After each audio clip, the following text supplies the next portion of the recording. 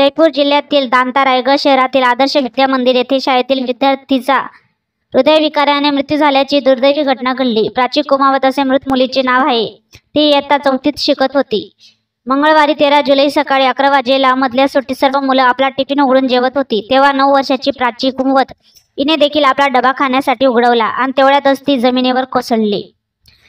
तिचा टिफिनही पडला आणि वर्गात एकच गोंधळ उडाला। प्राची कोसळल्यानंतर मुलाच्या ओरडण्याचा आवाज ऐकून शिक्षिका तेथे पोहोचल्या। शिक्षकांनी वेळ न वाया घालता तात्काळ तिला उचलून दाता रामगड CHC मध्ये नेले। तेथे डॉक्टरांनी मुलीवर प्राथमिक उपचार केले। त्यानंतर काही काळ तिची प्रकृती सुधारली होती, तरी डॉक्टरांनी कोणताही धोका पत्करला नाही आणि तिला सिपेरला रेफर केले। मात्र दुर्दैवाने सिपेरला पोहोचण्यापूर्वीच प्राचीचा वाटेतच मृत्यू झाला। प्राचीला हृदयविकाराचा झटका आल्याने तिचा मृत्यू झाल्याचे डॉक्टरांनी सांगितले। प्राचीला काही दिवसापासून सर्दी झाली होती, पण हेच तिच्या मृत्यूचे कारण बनेल याची कोणाला कल्पनाही नव्हती।